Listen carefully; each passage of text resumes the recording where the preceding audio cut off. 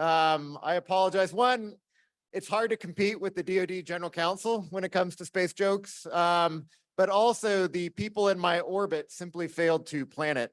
So, yeah.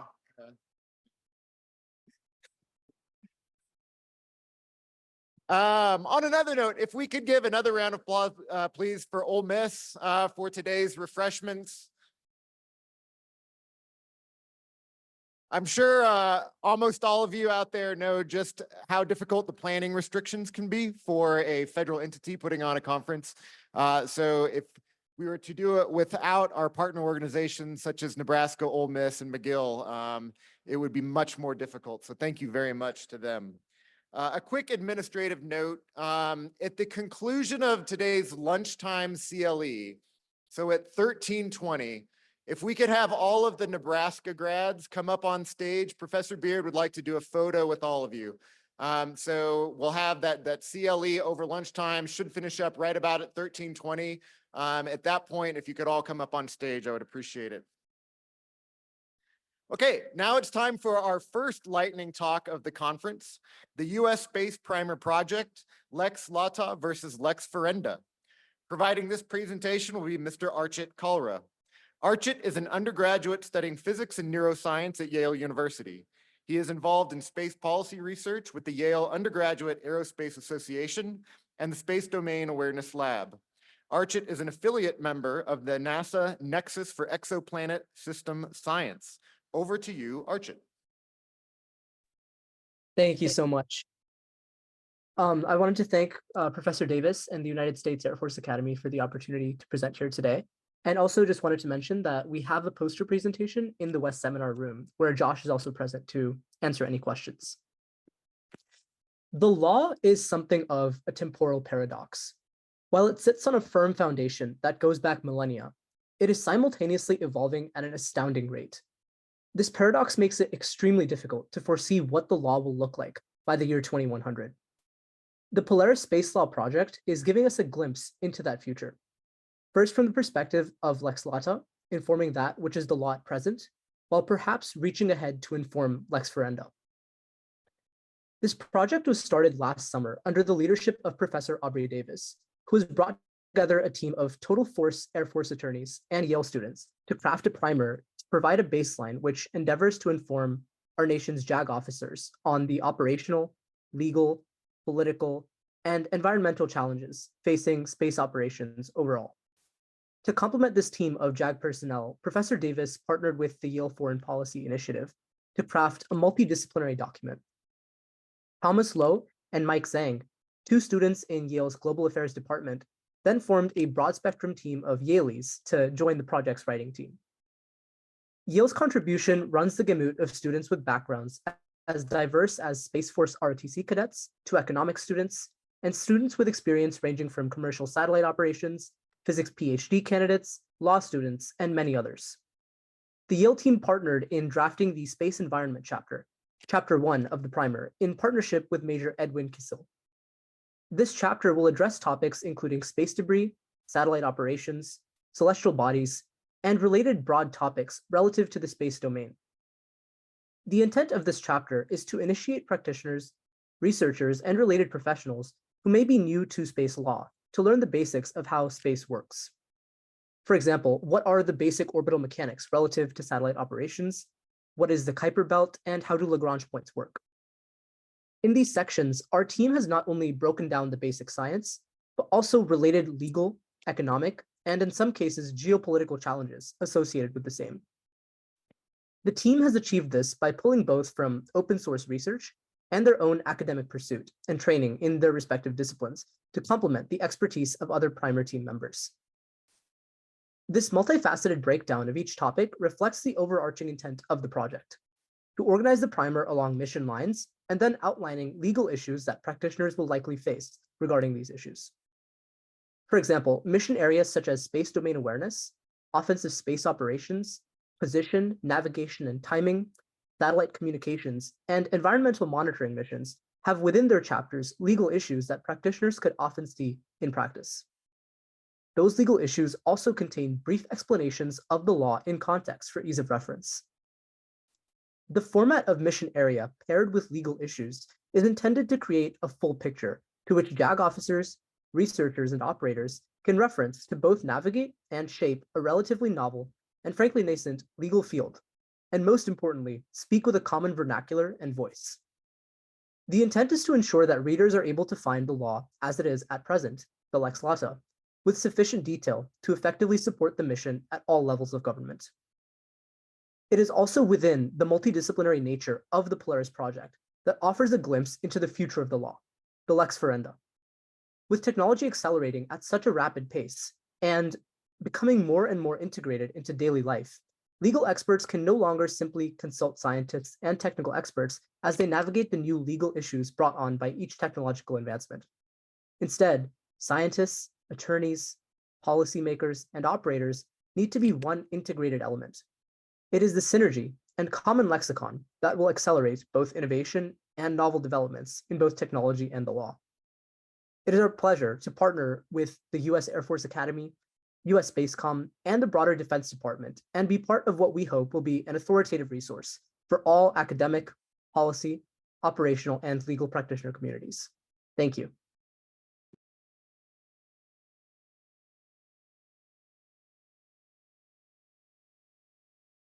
Thank you very much for those remarks, Archit. We'll definitely make sure to get you a coin mailed out through fairly soon.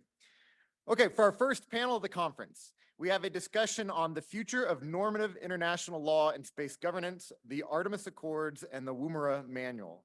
To moderate this panel, we are delighted to welcome our own Major Matt Ormsbee.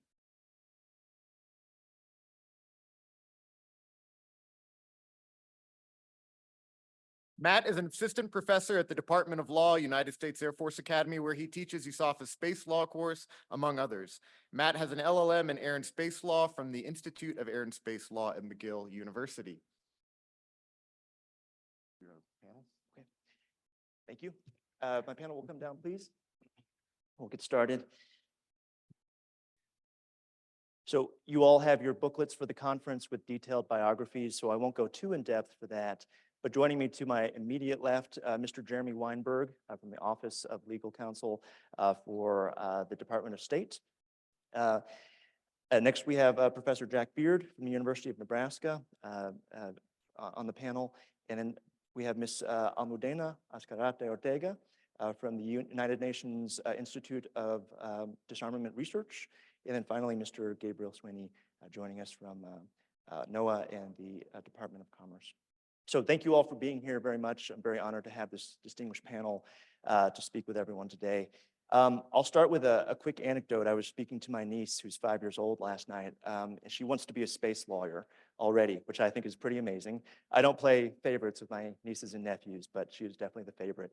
And so I was talking to her about this conference. I was talking to her about the topic of the panel a little bit, and she said, what is space governance? And I said, you don't know what space governance is? So, Mr. Swiney, if I may, I'll direct this first question to you. For future space lawyers, whether they're 5 years old, 15, or 25, how would you define space governance and why is it important? Yeah, that's a pretty general question. And I have an anecdote of my own. We actually had this conversation at the legal subcommittee, the Committee on Peaceful Uses of Outer Space one time, a few years ago. We had a day-long debate on what governance meant and whether we could include that word in a text. And we ultimately did. And the reason we got to yes on that was because we all eventually agreed on a pretty broad definition of governance. And, almost so broad as to encompass essentially everything. So the way I see governance and the way the international community tends to use governance is that it's everything from best practices, norms of behavior, all the way up to treaty law, right? So it's the entire suite of tools that you have to shape and predict behavior. And that's the way I have always thought about being a government lawyer, frankly, is that you're the person who can talk with your clients, talk with policymakers or operators and tell them what are the tools in their toolkit to do what it is they want to do, right? They come and they say, we want to do X, how can we do it? And then, you, the lawyer, can describe what those tools are that they have to do it. So I see governance very broadly. From a commercial perspective, I'm in the Office of Space Commerce now, so I'll just, give a pitch for the industry perspective. I think they see governance as really critical because space is already risky enough. We all know how difficult it is to operate in space just for sort of physical reasons. The last thing commercial actors and really any space actor needs is human uncertainty. And there's always going to be some, but space governance can, all these different tools are ways that we can reduce the human uncertainty in terms of how people are going to behave, how they're going to react, and what they're going to do. So you can at least draw down one of those types of space risk. You know what, I'll just go straight down the line and ask, do you agree with that broad definition and how your own organization contributes to that? Thank you. Yeah, no, I do generally agree with that definition. So the work that we do at the UN Institute for Disarmament Research is we support the efforts by states to carry out their own negotiations to reach these decisions, whether it's on treaties or whether it's on non-legally binding mechanisms, whatever it might be. We're there to provide expert advice so that essentially they will carry out informed policy making decisions. And we do this in multiple ways. We are a research institute, so when you picture research, the publication of reports, that is definitely something that we do. But we also do this by participating in multilateral processes. Like, for example, during the keynote speech at the very beginning this morning, there was a mention of this open-ended working group on reducing space threats through norms, rules, and principles of responsible behavior. And that's something that we took part in. I will say that currently at the multilateral, at the UN level, there seems to be a bit of a dichotomy between legally binding mechanisms and non-legally binding mechanisms. And for many years, these two have been perceived as non-compatible and mutually exclusive. But through this process, this open-ended working group that I just mentioned, this dichotomy has been proved to be a false dichotomy. It has sort of been debunked a little bit because it's been proven that these two types of mechanisms, non-legally binding and legally binding, are actually highly complementary. And for example, the keynote also talked about the Outer Space Treaty, Article 9, the due regard principle enshrined in that article. And also she talked about the long-term sustainability guidelines from COPIOs, or the space debris mitigation guidelines also from COPIOs. And these guidelines serve to help interpret that due regard principle. In the same way, this can happen in reverse, where you can have non-legally binding mechanisms set the groundwork for the creation of future legally binding mechanisms. We saw this with the creation of the Outer Space Treaty itself, and we're actually kind of seeing it in a way now with another process or another initiative that was mentioned in the keynote speech, which was the commitment not to test direct descent kinetic ASATs, which was spearheaded by the US in 2022, and which eventually became a UN resolution, which was highly successful. It had 155 votes in favor, and so far I think it's been, I want to say, 37 states that have made their commitment. So that is pretty successful, and that is setting sort of the normative framework, the consensus or the common understanding that is needed for legally binding mechanisms to actually be effective. At Unity, we also have tools to promote this common understanding that I just mentioned. And two tools that I want to highlight in particular are Space Security Portal, which is essentially a website where we have every policy initiative, a doctrine from all states around the world, and states work with us. The US, for example, they submitted their own documents for us to put on our website, so that this topic that can sometimes feel very technical and kind of inaccessible is actually easier to understand, and all policies are made available there. And the second tool that I will mention, just to wrap up, is the Space Security Lexicon. I think it was also mentioned this morning how important the language that we use is, and the way that we interpret concepts. And so with this lexicon, what we want to do is highlight that these terms of, that we have different terms that we use very commonly in multilateral debates at the UN and elsewhere.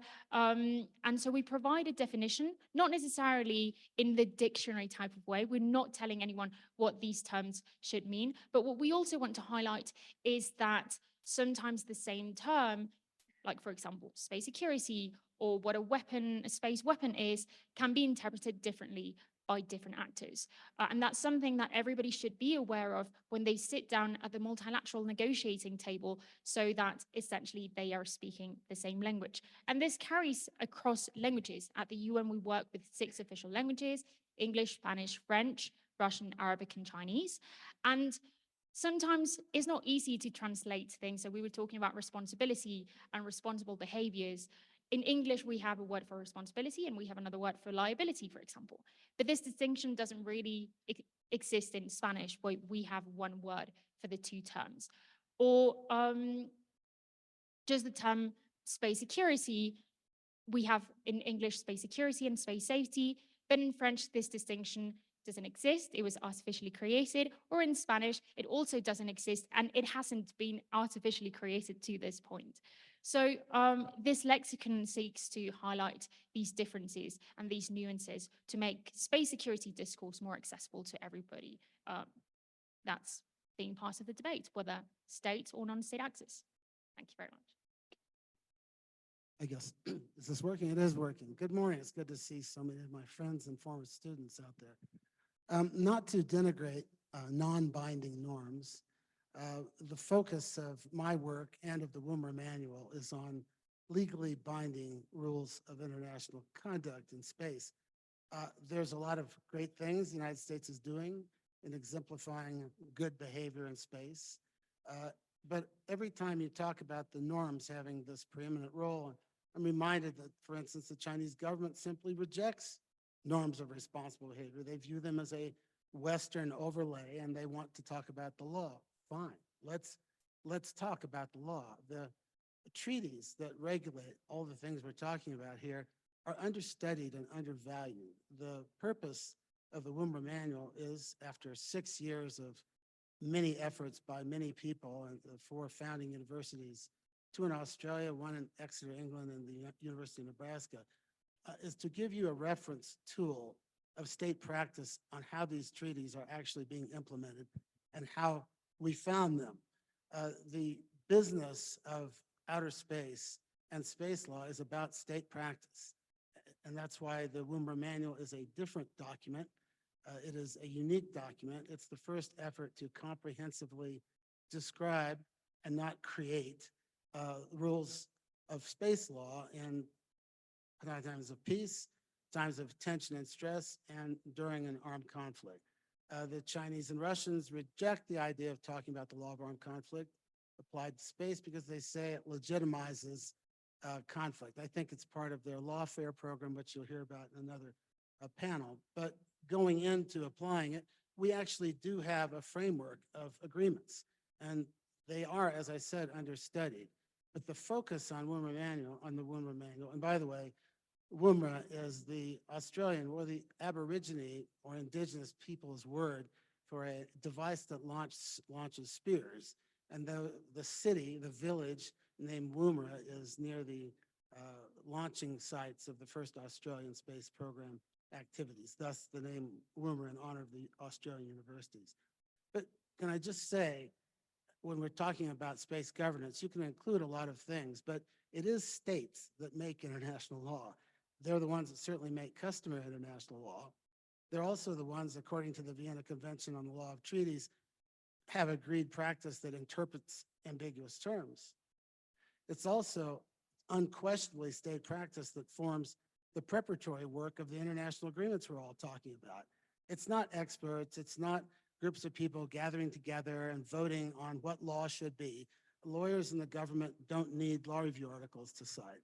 Instead, the effort here is to point to what states are doing, because the 4th prong of why we're looking at states is, if you are going to evaluate where space law is going, you need to look at what states are doing. So Woomera faithfully and painstakingly goes through the Outer Space Treaty and the other rules that we have to give you, the reader, an opportunity to find examples of where things appear to be going. Sometimes there's a lot of disagreement between the states, and that disagreement's reflected in the manual. The manual is due to be released now by Oxford University, not my favorite entity to work with. Oxford University and their Indian subcontractor, May 7th.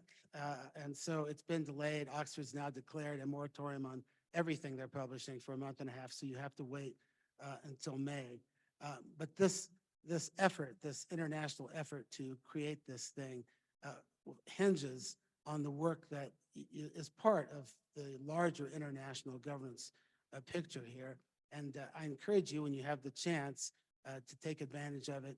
And I imagine at some point, military officers, government officers, space practitioners will have considerable use for it as we focus on state practice. And in particular, and I just say, when people argue about ambiguous terms in the Outer Space Treaty, it was delightful 2 years ago almost when the first draft of the manual was distributed by the Dutch Ministry of Foreign Affairs to the governments of the world and the representatives. One of the American representatives is right here from the State Department.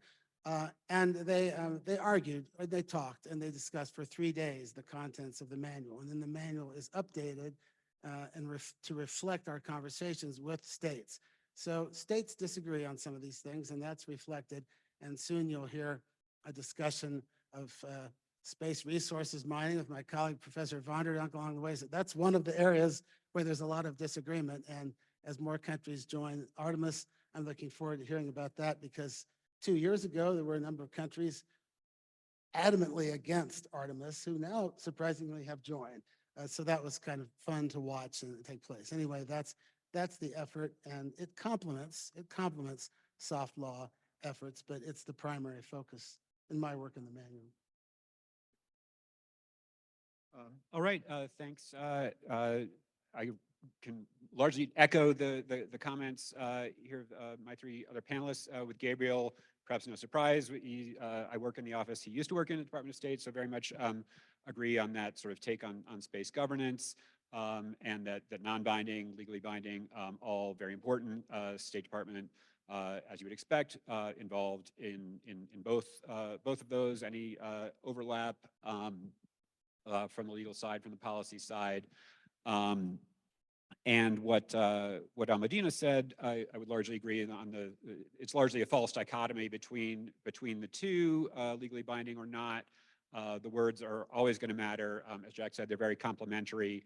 Obviously, as lawyers, we're very attuned to that there is a dichotomy at heart, but in a day-to-day basis, there's so many documents floating around, so many instruments in development, and the words matter in all of them. I would also agree with what Jack said, that the treaties seem to be understudied and undervalued.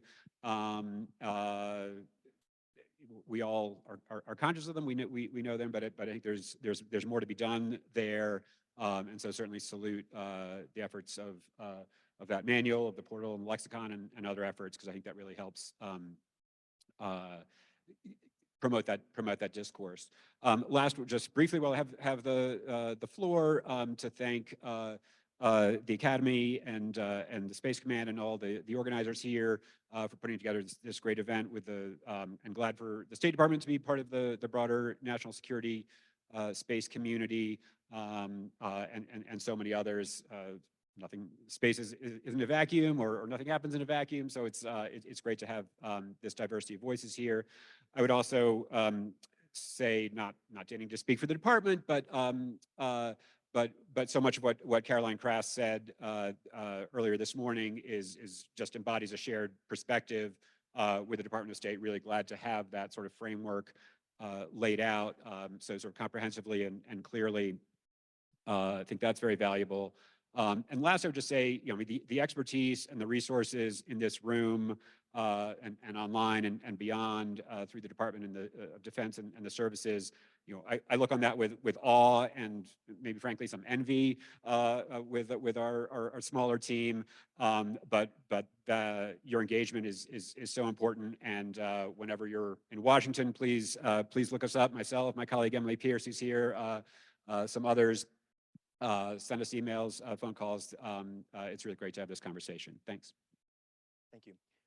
Professor Beard, I latched onto some of your words, which are that states, their acts, they change greatly over time, and that largely that can create the customs and norms of the future. That's our normative international law, for better or worse. So my question for everyone on the panel is, how can we ensure that the Woomera manual, or that the initiatives from state or from UN or commerce looks down the road and is following what states are doing and what those norms may be 10 years or 20 years from now, to maintain relevancy?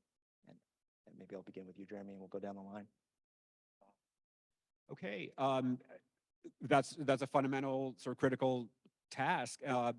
Maybe I'll start with the tip of the hat to the Outer Space Treaty drafters, who I think did a remarkable job of a framework that is still very valuable 60 years plus down the line, almost 60 years down the line.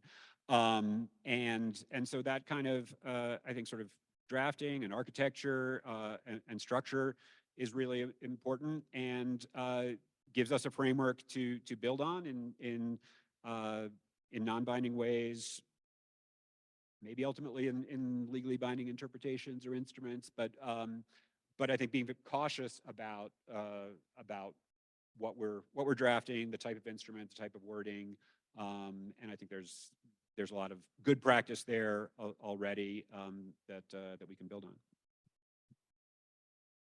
Well, if we're going to take a truly foundational state practice approach, as opposed to sitting down and saying, I'm in my basement and I'm thinking what space law should be in the future, it begins with the Outer Space Treaty and its words. And I was shocked in working on Woomera how little attention is paid to the negotiating history of the Outer Space Treaty.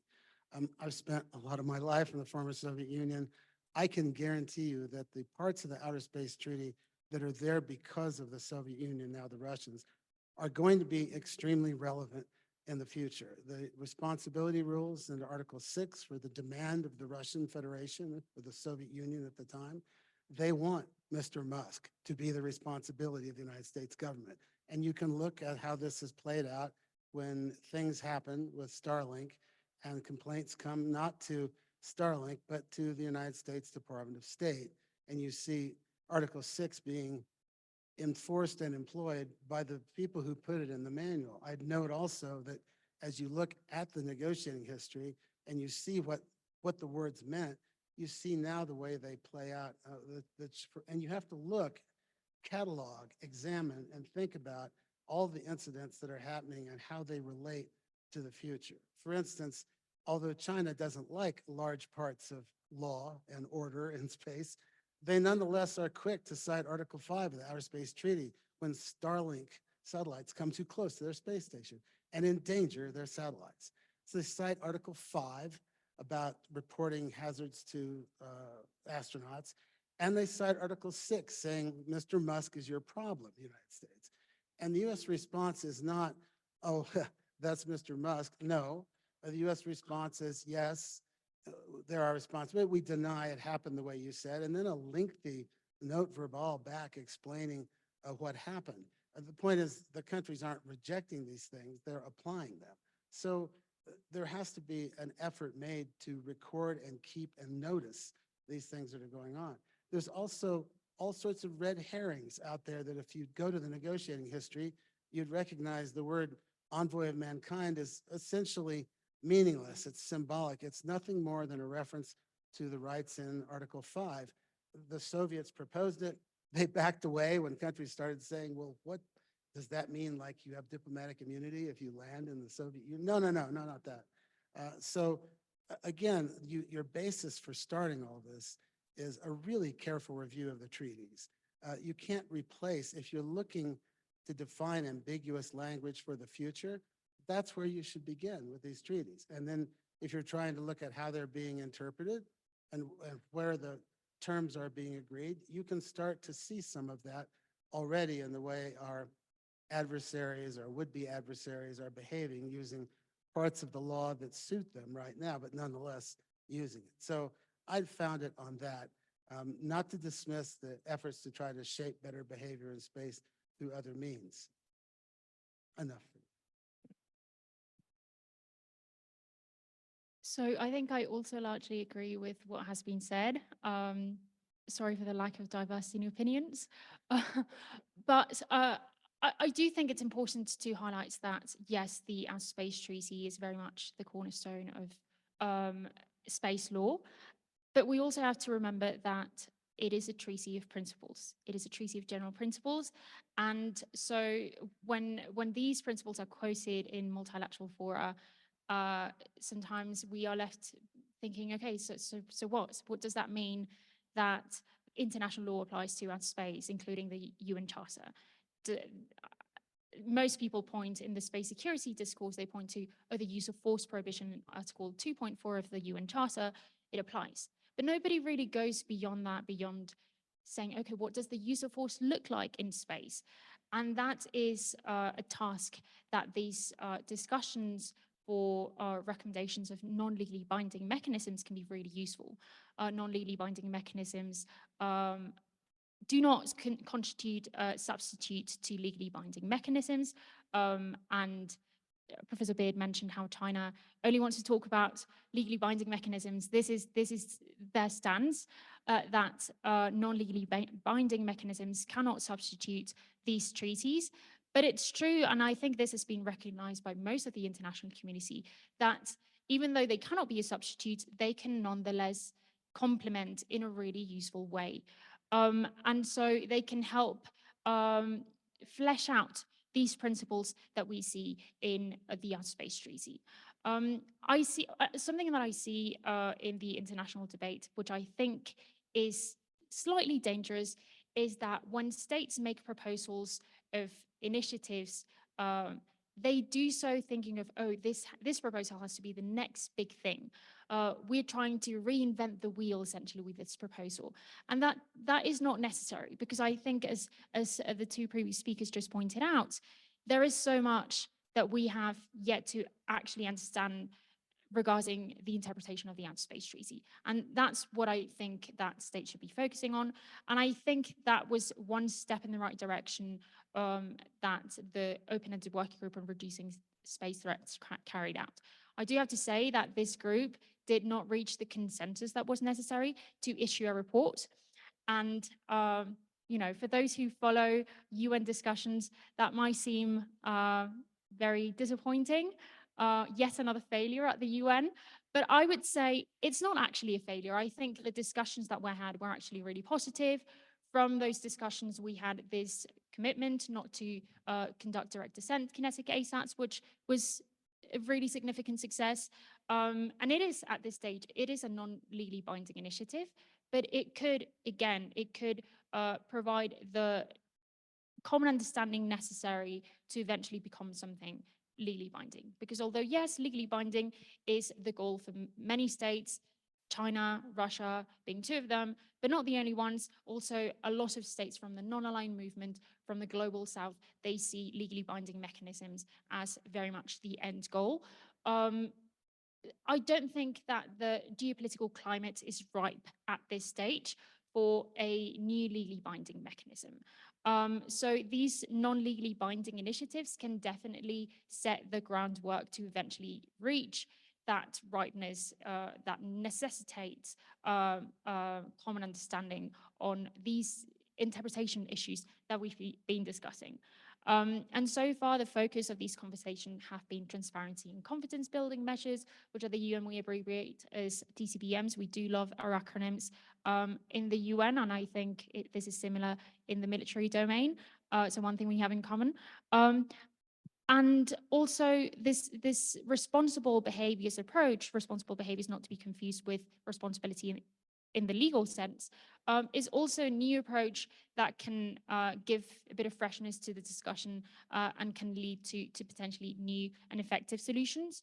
And it shifts the gaze from the traditional arms control mechanisms that we've seen, which focus on capabilities, to focus on how these capabilities are used. meaning the behaviors.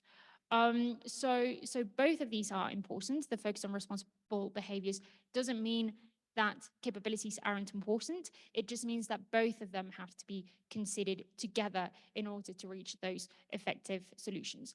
And when we talk about responsible or irresponsible, something that was important for many states to highlight during these discussions at the multilateral level is that just because something is legal doesn't mean it contributes necessarily to the sustainability of the space environment. And so highlighting the importance of responsible or irresponsible behaviors can actually, give an added sort of bonus to just the mere legality. It's not, sometimes to achieve sustainability is not enough to reach the threshold of legality. We've seen this with all of these kinetic tests of direct descent ASATs in the past and how negative they've been for the sustainability of the space environment. So perhaps something is needed while we work towards getting that common understanding necessary for something legally binding down the line. Focusing on responsible behaviors could be a good sort of first step or like middle ground to reach for states at this stage. So one of the tensions in lawmaking is to not get ahead of the field. To some extent, law is reactive, and that's probably okay most of the time.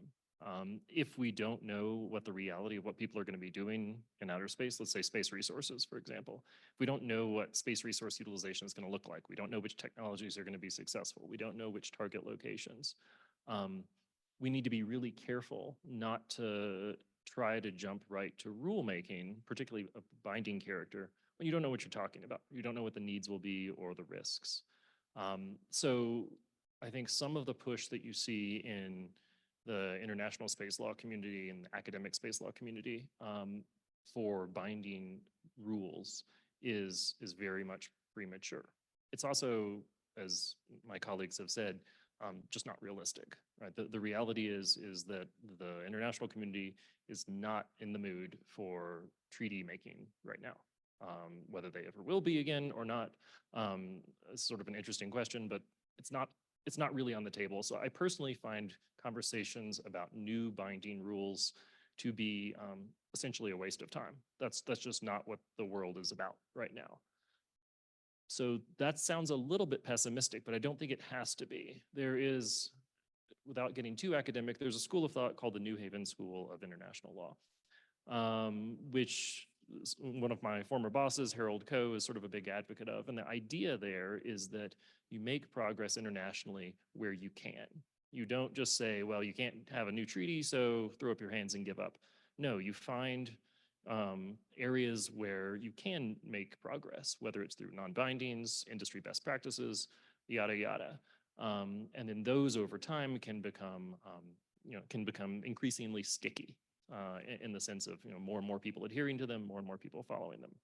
So that's the kind of world we're in right now, is this very much sort of, making progress where you can and trying not to get ahead of where the space community is. I do think the Woomera manual and in general, the questions of law of armed conflict in space is a little bit different, because although we haven't had, sort of active hot combat in space, we do, as humanity, have lots of experience with the law of armed conflict. So I would not say that that's an area where we're getting ahead of ourselves. We have international humanitarian law, we have the UN Charter, we have the Outer Space Treaty. That's an area where we have tons and tons of experience. So I think it makes absolute sense to kind of dig down into the hardcore black letter binding rules when you're talking about the laws of armed conflict in space, because although we haven't done it in space, we certainly know all about armed conflict, and it's essentially the same rules just applied to different fact scenario. When you look at other topics in space, whether it's space resources, like I said, or satellite servicing, or rendezvous and proximity operations, or lunar operations, whatever, you really do run a risk of getting ahead of the community. So the appropriate focus, and where the United States has put most of our focus, is on this non-binding stuff. And that's sort of where the Artemis Accords came in, was to recognize that yes, there is a need for predictability. We're not so far, these things aren't so speculative, like lunar operations are no longer so speculative that we shouldn't have any rules, but recognizing that we don't actually have substantial practice in this, so we don't want to bind ourselves to the mast too much. So the Artemis Accords were a very intentional choice to, make that progress in a way that's baby steps from the Outer Space Treaty, right? Start with the treaty text, say, all right, what's like the next logical inference from the Outer Space Treaty? What does due regard mean? How do you actually implement that? What does the prohibition on national appropriation mean in the context of space resources? What could you do? And you sort of take 2 steps on, turn that into a non-binding, and then see how sticky that gets. And I think we've seen that the international community actually has like a huge appetite for making that kind of progress as more and more countries sign on to the Artemis Accords, as people start talking about applying some of these principles in other contexts beyond civil space. I think it shows that there's a real recognition that we do need progress, and we can make progress even if we can't do it in a binding way. So, as you've already heard, it's very fluid. I don't think a focus outside of the laws of armed conflict topic, a focus on binding rules is super productive, because that's just not really in the cards. So we need to be a lot more creative in terms of how we make progress, and we've seen that. I think the Artemis Accords is a great example of that. Thank you. And we'll stick with the Artemis Accords. We had new signatories, 2 of them just last month, with Uruguay and Greece. So question for you, Mr. Weinberg. What do you see as maybe possible future developments later this year or next year from a state perspective? Sure. And, maybe first, just one follow-on to the comments about about legally binding instruments not being realistic at this point, which I would echo. And I would also say sort of the comments about certain countries not thinking that non-binding norms and development are useful.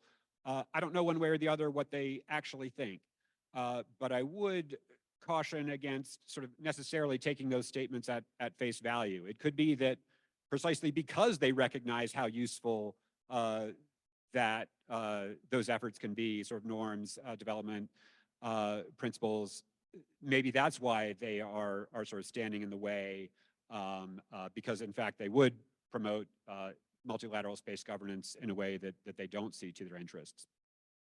As to the future of the Artemis Accords, the State Department, NASA, other agencies very much engaged in getting additional signatories, and I think sort of working groups that are sort of taking some of the content of the accords and really getting to brass tacks on it. How is this going to be operationalized, made concrete, and getting the engagement of a broad group of countries, so many who have joined since the outset. As Gabriel noted, Brazil, India, Argentina. It's a much more sort of multilateral effort or base now than it may have seemed at the start, notwithstanding being open to all, and that's very important. It does seem to embody this a coalition of the willing, an ability to make to create rules and practices in a quick way, much faster than long-term sustainability guidelines or multilateral efforts, as important as those are. So I'll stop there. Thanks. For me, the Artemis Accords represent something rather interesting in terms of state practice. The Artemis Accords are non-legally binding, but that doesn't mean that what they're doing doesn't have legal significance. But you have 35 states we're up to? Yeah, it's incredible. And they're all parties to the Outer Space Treaty. If you have 35 states saying it's within the scope of the non-appropriation clause to go to the moon and grab up whatever stuff you want, to build whatever you want, exploit whatever resources are because we're just using it, that was just vociferously criticized by a number of countries early in this project's life.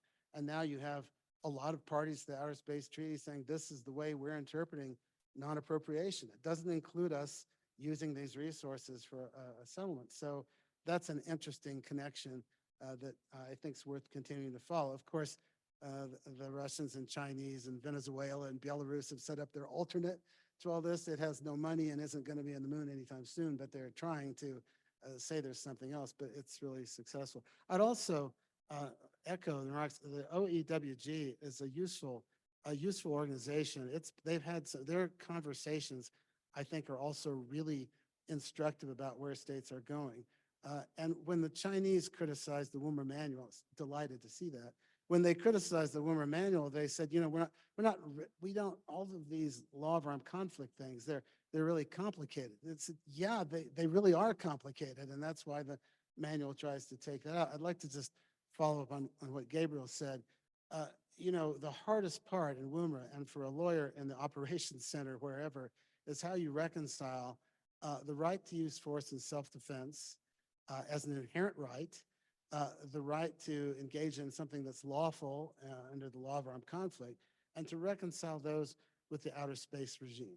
And there's no one size fits all, but I think that you can look at the outer space treaty and see that it doesn't disappear when an armed conflict occurs. It doesn't disappear when a state uses force, but where the two bump together and you're unable to exercise self-defense, or you can't engage in a lawful attack, you have to make an evaluation. And I think that right now, as the General Counsel of the Defense Department said, with the efforts to create a regime that prohibited nuclear weapons, their placement in space, is probably the cornerstone of the Outer Space Treaty. And you would be hard pressed as an American military or national security authority to say, we're going to do something in space. We might need to, we might not, but it involves placing a nuclear weapon there. That would be a harder sell than simply saying belligerent astronauts can be POWs or something. You have to look at each provision in the Outer Space Treaty and painfully go through how those rules apply. And you have a conflict regarding what the right of self-defense is. The UN Charter, again, we turn to another international agreement, calls it an inherent right. Does that make it a use cogens right? Does it prevail over everything? The Red Cross says no, but this is the future in interpreting these, and it's not that the non-binding stuff is irrelevant. It still shows state practice moving in a definite direction. So I just echo their remarks. I'll give you a peek behind the curtain. That was completely intentional. You know, the reality is that before the Artemis Accords, I had also spent several years as the head of the U.S. delegation to the legal subcommittee at COPUOS. And one of the hot topics there since 2015 was space resources. And as we've already said, tons and tons of debate on what Article 2 of the Outer Space Treaty means and the prohibition on national appropriation. And lots of countries would sort of get up and say, well, prohibition on national appropriation means you can't own anything in space, including extracted things. That's not consistent with the longstanding US position. And frankly, this debate on the sort of fundamental can you or can't you question of Article 2 of the Outer Space Treaty was really getting in the way of making progress on how should you, what should the best practices be if you're going to do this. And so the United States and some of us specifically, we're just really tired of that can you or can't you conversation. We saw it as counterproductive, silly, not based in the text. So the section in the Artemis Accords about space resources, I'll just tell you, was explicitly written with the two prongs of customary international law in mind. You know, we wrote it that way to create opinio juris. It says, you know, the signatories to the Accords agree that that the prohibition on national appropriation does not inherently prohibit space resource utilization, basically. So, right, that's opinio juris right there. Around the same time, some of us arranged a NASA purchase contract to buy lunar regolith, so to transfer ownership from a commercial company to NASA. Super small dollar amounts, but it happened, right? So again, there's state practice. So those are the two prongs of customary international law. So this is a very intentional thing. It's not an accident that you're sort of ticking the boxes on that to define what the terms mean in the Outer Space Treaty. In terms of like what that means going forward, the Artemis Accords, I think, has been extremely shockingly successful, but it doesn't talk about commercial, and it doesn't talk about national security activities. So I do think we need to recognize those very intentional exclusions. And some of you all in this room had this conversation with us when I was at the State Department and the accords were being created. We were very careful to exclude both, national security actions and commercial industry. So how you translate rules that get developed in the civil context to those two other contexts is tricky. It's not necessarily like a copy paste sort of example. You've already mentioned, the fact that if you're engaged in self-defense, that is going to affect your rights in some way. Presumably there's some interaction between the due regard obligation in the Outer Space Treaty and the inherent right of self-defense. Those things change each other somehow. On the commercial side, I'll just give one example. The Outer Space Treaty has provisions for inspection of installations on the surface of the moon. No one's ever done it. It's not been relevant, but that's in there. Commercial companies, I will tell you, are not into other people inspecting their facilities. That's not a thing they like, and it's not a thing they would probably consent to for protection of intellectual property reasons, and so on and so forth. So, some of the transparency provisions that are in the accords probably would not be okay. The commercial companies would not be okay with some of those transparency provisions. So I think one of the sort of cutting edges of space law, as it were, is those two fields, taking what has been developed and what continues to be developed in the civil context and figuring out whether and how you can apply that or have different rules in the national security and in the commercial context. So I think that's sort of like one of those spaces to watch. And in some ways, I see those of you in uniform and in services and sort of me at the Department of Commerce now and my colleagues, we have the same job, is to take the leadership that the civil space community has shown and figure out what we do with that. And that's really, I think, going to be one of the missions for the next 5 or 10 years. Thank you. Noting the time, last question before we get to questions perhaps from the audience is, what I don't want is for you to get home a couple days from now and say, I had this one point prepared, that's the one thing I wanted, and this major got up and started talking about his 5-year-old niece. And after a while, the hour was up and we were done. So I'll give you each 1 or 2 minutes to talk about any point that you want to foot stomp before the end. I'm being told that Professor Davis actually has a cane and will start to pull you off stage if you go over. So maybe just 1 or 2 minutes and then we'll turn to questions from the audience. Jeremy. Sure. So maybe just to, I think, tout one more value of the Artemis Accords.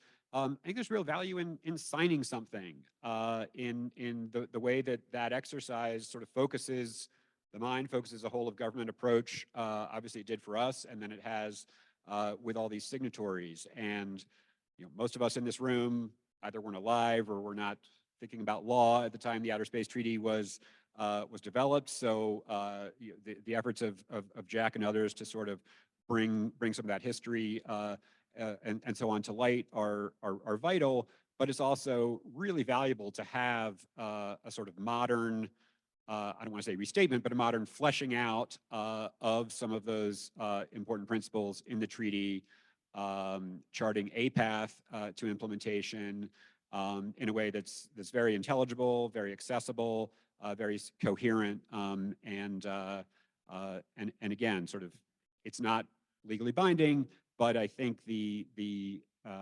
exercise that countries, signatories are going through of saying, hey, can we sign on to this? There's a very important politically binding, if you will, sorry, a phrase that I usually strike everywhere. Don't repeat that. But there's real value in that for the Accords. Thanks. Fortunately, I have no 5-year-old niece, so that won't come. I'd like to commend Gabriel and his work before, because absolutely all these states voicing their opinions about how the Outer Space Treaty should be implemented in the Artemis Accords matters, particularly from the Vienna Convention law of treaties about agreed state practice. This number of states increasing and expressing their view is very important to all the other members of the treaty and so forth. I would just like to conclude with, again, back to state practice and talking just a moment about these facilities on the moon. They were something entirely in the future in 1967. But in 1967, the delegates at the COPIUS, at the legal subcommittee drafting it, had the Antarctic Treaty before them. They copied it almost verbatim for the moon. And the Antarctica, of course, is a disarmament agreement. You can't do all sorts of things, and you have to authorize your facilities to be open to all these inspections all the time. That was what the United States liked, even though our companies now unlikely would not like it. But the Russians intervened and said, no, no, no, we need to put the word reciprocity in on a reciprocal basis. And delegates ask, what does that mean? Does reciprocal mean that I don't have any facilities, but I'd like to visit yours? Can I visit yours because you have this reciprocal right, but I don't have any? Does it mean that I can visit you even though this is my first time? Or does it mean what the Russians probably meant, and that is, we don't care to inspect your facilities, so we're good, goodbye. You know, which one of the, and the British delegate asked, which one does it mean, Mr. Soviet delegate? Which of these two? They said, well, we're just trying to clarify. It does anything but clarify, but I think you have to again, look at, they were thinking about the future in the Outer Space Treaty, and they were arguing about it, and the things are becoming real now, and the companies are looking at places where there are scarce resources, and so it's time to really get to make sure when we're asked what the legal situation is that we start there and look at what was built for us to use today. So I'll pass on. Thank you. So I think the Artemis reports are a really good example of the fact that you can negotiate successfully outside of the UN framework. Perhaps I shouldn't be saying this since I'm working at the UN and should advocate for, you know, negotiating under the UN. But I do want to say that I think the reason why the Artemis Accords have been so successful is because they've really built on the Outer Space Treaty. And if that had not been the case, I don't think that the Artemis Accords would have been so successful, precisely because they were negotiated outside of the multilateral framework of the UN.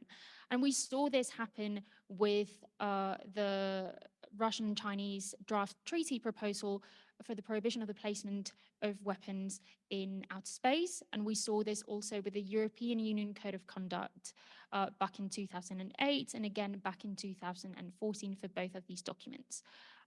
So I think there is a general preference of the international community that these issues that concern everybody, and I think everybody here can agree that space affects everyone and everyone benefits from space. So that these conversations that really do affect everybody be undertaken under this multilateral framework of the UN. But again, there can be instances where success can be had and conversations can be moved forward outside of this framework if this is done in the right way, which I think the US did really well with the Artemis Accords.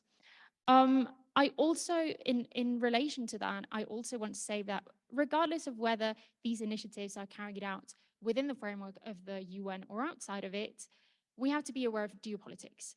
I think space is heavily affected by geopolitics, and any initiative related to it, especially on the national security, the defense, the disarmament side of things, less so perhaps in the peaceful uses side of things, but I honestly think it applies to both.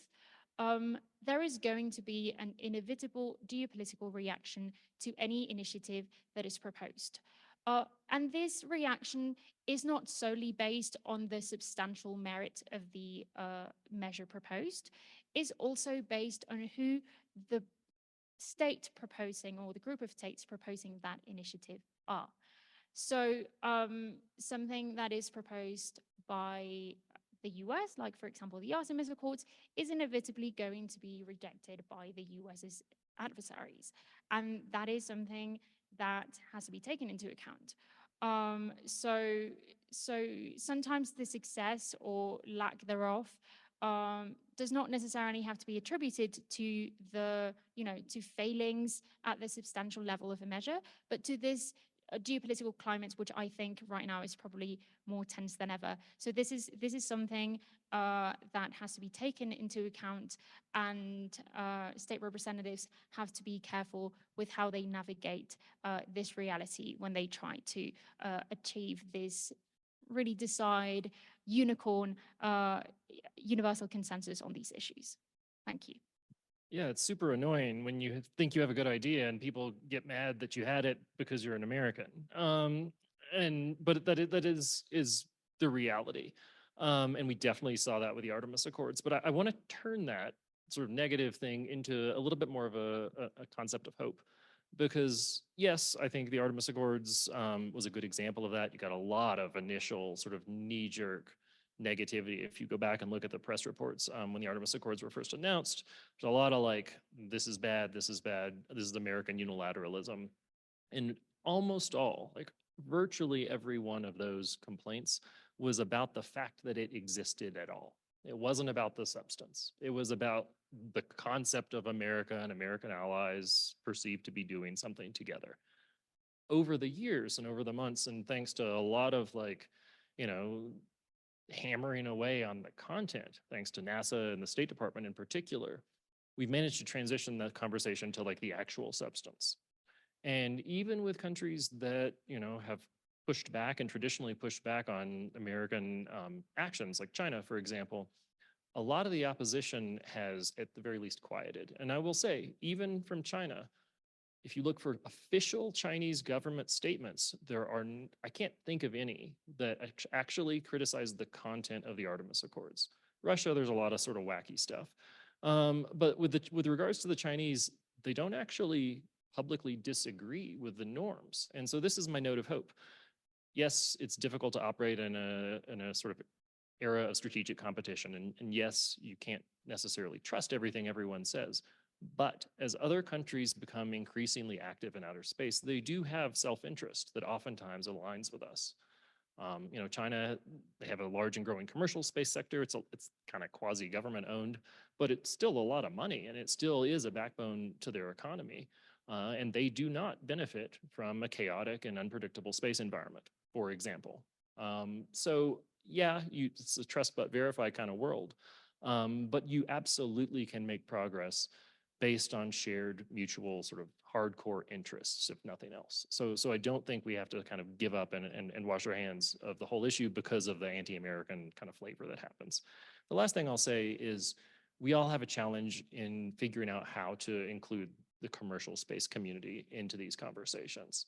You know, if you just look at number of satellites in orbit, the sort of novel activities that they're doing, we heard this morning in our opening speech about, you know, the US government struggling with how to regulate and deal with novel space activities in our domestic regulatory system. That's something we need to do across the board, right? Internationally, regulatory, best practices, any bit of these governance tools, right? We started talking about governance tools at the beginning of this panel. Commercial space actors do more in space than any of us in government, and they will be doing more over the years. So we need to work really hard to include them in those conversations. The United Nations is not set up to do that. Oftentimes other countries will actually object when you try to include commercial actors, for example, or non-governmental actors in conversations. That fight is annoying and boring, but it's one that happens all the time in the UN.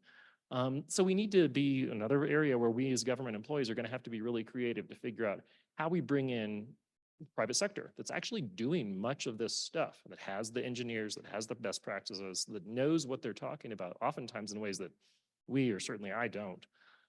We need to be really careful to make sure they're in the room. And if the formal processes won't let them in the room, then we need to make side processes or keep them briefed up or bring them along or have side things. You know, the Artemis Accords did not pop out of nowhere. They actually were largely an outgrowth of this sort of multi-stakeholder group, the Hague Space Resources Governance Working Group, which is a long title, but it was commercial, you know, so it was industry, governments, and academia all working together on the issue of space resources. And so industry had a voice in that conversation. And then a lot of that input then we were able to use in the development of the Artemis Accords. So that kind of creative coalition building and sort of bringing others in is something we're all going to need to work on moving forward. Thanks. Thank you all. We have some time reserved for questions. So to the extent that anyone has questions, I know we have cadets on the floor, and if you'll just raise your hand, they'll run the mic to you and you can pose the question to the panel.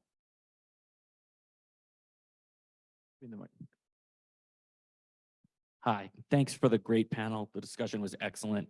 I'm Mike Sinclair. I'm from Air Force General Counsel's office. I'm a retired Coast Guard judge advocate.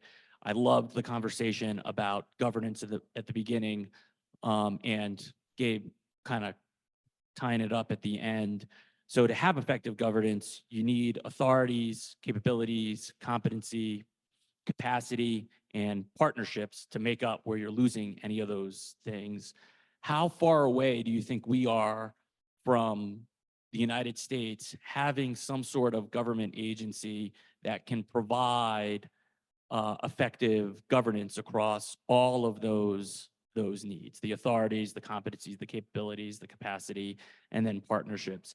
In the DoD, we're very much focused on look down, support your terrestrial defense operations right now because we're terrified of losing those capabilities in the war fight. But there's a great big universe out there, as all of you are saying. So who's going to do the constabulary functions? Who's going to operate in a governance standpoint? And when do you think the need for that is going to manifest? Thanks. Yeah, this is a very inside the beltway kind of conversation. And the sausage making in Washington, those of you who don't have to follow it as your job, it's pretty messed up in terms of space, well, all things, but space governance is one of them right now. And you just like sort of big T treaty making is not really in the cards and is therefore not a useful conversation to have. So is the idea of creating like one space agency to rule them all in America. Some countries have managed to do that, particularly ones that are sort of new to the space game. I'm very jealous of those countries. Places where their space agency is also the regulator and also has the scientists and the experts. Bully for them. I wish we had it, but that's not going to happen in America. So the reality is you're going to have like this hydra of multiple heads all doing different things. My own office, you heard some about it this morning in the opening remarks, the Office of Space Commerce.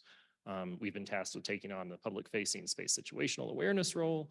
Congress is currently considering under the White House proposal that we could become one of, but not the only, new regulator of novel space activities. So we would be regulating things like rendezvous and proximity operations and manufacturing and so on and so forth. FAA would get human transportation and transportation in general. So yeah, it'd be awesome. It's not going to happen. So we need to figure out how to make a system with multiple actors inside the government function as seamlessly as possible. I hear from industry all the time how frustrated they are with the fact that that's the system we have. But you know, I guess you go to war with the regulators you've got. And so we're just gonna do our best, and it's more work. It means that there's more of that behind the scenes work. Just like I was saying, we have to work with industry, we have to work with companies to figure out what they want. All of us who are in government have to work together to reduce those pain points, friction, and overlap as much as possible. And I know my colleagues who work on SSA, for example, are on the phone with people out here in Colorado, you know, like literally every day, working on that SSA transition. And that's just one example of how we're going to have to do it, because it is annoying and it is frustrating for the space community. But, you know, that's the mission. Can I just add a cynical answer to your question about the U.S. government from my years in DoD General Counsel? It'll come down to one senator, okay? The decision about transferring all of the space situational awareness and debris tracking and so forth from Stratcom, who didn't want it, to the FAA, it didn't go to the FAA. It went to the Department of Commerce because one senator wanted it to go there. And at that last moment in the Joint Conference Committee, that's where the decisions get made. And the idea, I echo Gabriel, so the idea that there'll be one super agency doing all this, not if the United States Senate can stop it, I'd say no. But on the other hand, you did get a nice rendition this morning of all these different areas that we are now moving into. From the General Counsel, we're moving into all these areas of regulating space activities that we've never been in before. You have to begin with even having the regulation and the desire to regulate to decide who's going to do it. And we are making progress in that area. Anyway. Just noting the time, I'll call it at this point so we can stay on our agenda. We'll give a round of applause for our panelists. Thank you all so much.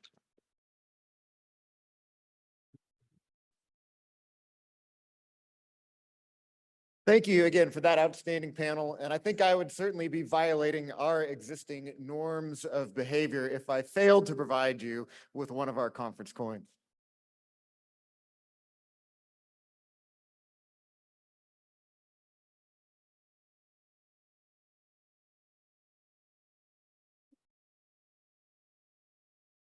Okay, we are now on break until 10:50 when we'll have our second lightning talk and a panel on mitigating congestion and space debris, the interagency guidelines and beyond. Thank you very much.